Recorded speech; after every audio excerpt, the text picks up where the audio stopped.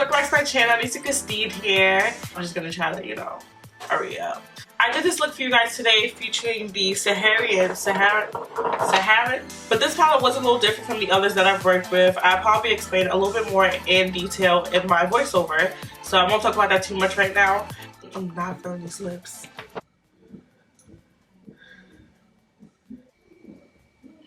Screw it.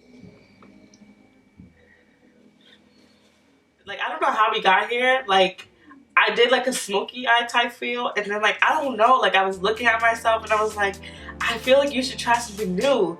I just really like, I don't know, like I feel really grateful for YouTube and like me, myself filming these videos. Even if no one ever watches my videos, I just feel like it has pushed me as like a person or as a makeup enthusiast to like try new trends and like just put myself out there and do things that I've never thought of doing. So I'm just really thankful for the opportunity and like just practicing doing things that I love. Like, you know, like whatever. So again, thank you guys for visiting my channel. If you want to see how I got this look, just keep watching. Alright guys, so like always, I'm taking this concealer from Benefit and I'm blending it out using the Morphe E21 brush. And I applied 2 layers of this, so that's why I put both of them in there. Usually I just do it in one shot, but for some reason I applied and blended and applied and blended.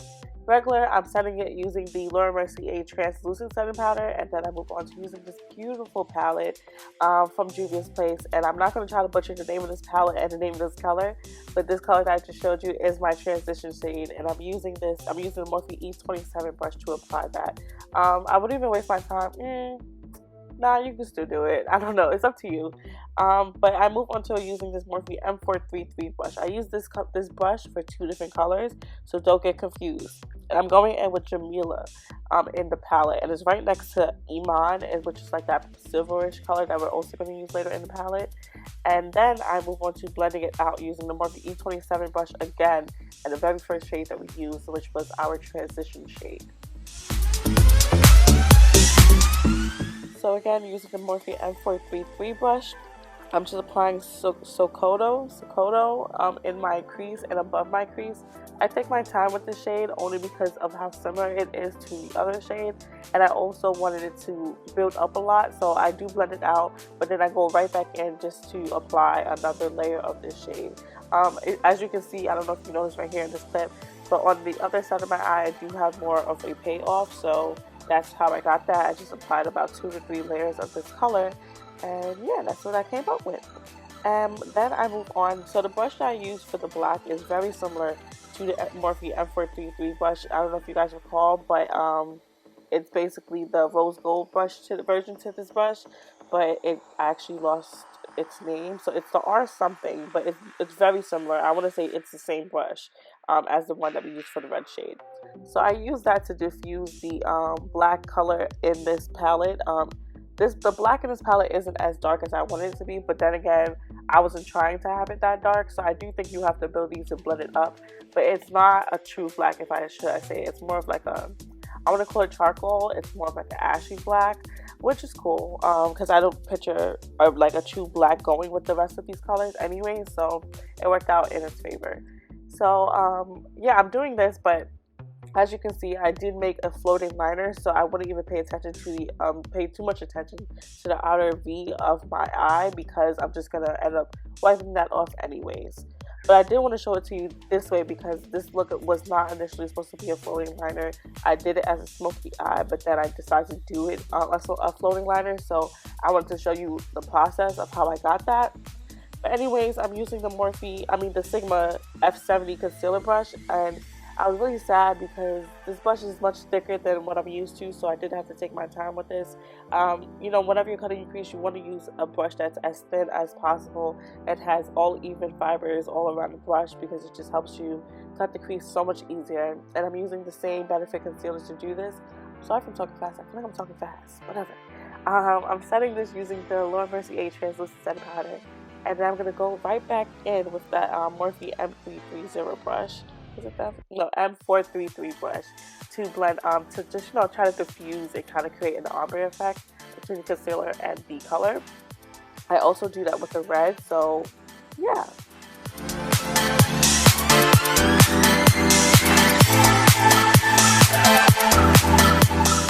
Alright, So this moment right here was literally the struggle. Like, I tried to learn from my mistakes on the other eye. Like, I just didn't like the foily, flaky look. It reminds me of the Kylie Jenner foiled shadows, but it's like in a paint pot. Like, no one ever talks about those because they're so flaky, and that's what this kind of reminds me of. But I shouldn't say that because they're not flaking. Like, there's a lot of payoff. Like, when you swipe the brush into this color, it will flake. There's a lot of what is it called? Kickback. There's a lot of kickback. So that like kind of deteriorated me, and it just picked up too much on the brush. So that's what I meant in the intro when I said that this palette was much different from the ones that I've worked with from Juvias Place for that very reason. So it did take some getting used to. So I did try to blend it out with my finger, but that didn't work out too well. So I just ended up using the brush anyways. But it blends out amazingly. So I just like a fair warning that it just picks up a lot on the brush, regardless of how little you try to pick up. And then I moved on in the earlier clip to using Morphe E17 brush to kind of blend that out. And right there, I was showing you just a side-by-side comparison of the smoky eye versus the floating liner. So you can pick if you want to use the floating liner or not. If you want to do the smoky eye, then do the smoky eye. Don't even bother to do this. If you know off the back that you want to do the floating liner, then I wouldn't even say do what I'm doing. Like, you know, like I think there's ways I don't know, because this is my first time doing the floating liner, but there are ways to just do the floating liner off the back, instead of doing what I'm doing. But I am using a Q-tip to clean this up. You can use a makeup wipe, but I just felt like a Q-tip would give me much more control off of what I wanted to take off. And I'm using the ink blot gel liner to do this. And on the other side, I used a, what is it called? An eyeliner brush, but it's the pencil eyeliner brush to do it. And I just felt like the line wasn't as clean. It definitely took me a lot longer on the other side. So I'm using this brush that came with the Maybelline paint pot. And I've been loving this brush lately. The only con about the brush is that it just dries to be like this really hard, rough brush. So you just have to constantly clean it. It's a lot of work to maintain. But other than that, it's just super thin. I love it. But right here, I'm just cleaning up this my liner. I'm using the same method that I use on my eyebrows, being that I apply it like a few little centimeters below where I actually want it, and then I push it up to where I actually need it. So yeah, I do suggest you guys use that method just because you don't want to mess up too much. And this liner is the crystal liner from NYX.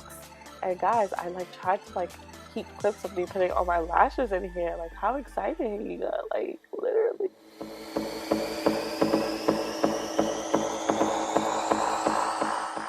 But this is I want to show you guys what I've been using on my face lately, and it's the Maybelline Dewy. And I feel like it's appropriate because Maybelline just came out with all these new shades, but it's the 355 Coconut. This is not one of their new shades. This has been one of their old shades, but I figured that I would try it out anyways. I do have oily skin, but you know, they tell you to stay away from dewy foundations, but you know, sometimes you just want to switch up. Sometimes I don't want to be matte all the time, so I did want to try this out, and I've been loving it. Like, of course, the only con of it is that it just keeps my face hella oily, but I just feel like I'm willing to deal with that if it looks amazing. And I feel like it does. I'm not too crazy about the color, but I'm willing to put up with it. And I wanted to do a really quick demo on the Silly Sponge. I know Silly Sponge is hella played out and no one talks about it anymore, and I found out why in this video. Like, this is my first time using it. I've had it for quite some time. I want to say a good 3 months, but I don't know. It wasn't appealing to me. So I just had to try it out in this video, and I've also lost a bet with a friend who also bought it for 3 months ago with me, and she hasn't used it either. So I lost the bet, so I had to do it, and I did it, and it sucked. I hated it. I don't know why people use this thing. Like, it makes no sense. Like, blending just takes so much longer. The whole part of inventing the beauty blender was to just progress and move forward and just to make blending easier, and this does not do it for me. Like, I get the whole sanitation factor of it, so I'll probably use it when I'm doing someone else's makeup, but in terms of myself, it just moves a lot faster if you just use your own makeup, use a beauty blender. So that's all I have for you guys today. I hope you guys enjoyed the tutorial. Don't forget to catch me on my next tutorial, which is I don't know when, but I'm feeling like filming tonight as I do this voiceover. We'll see what happens, but I'll see you guys later.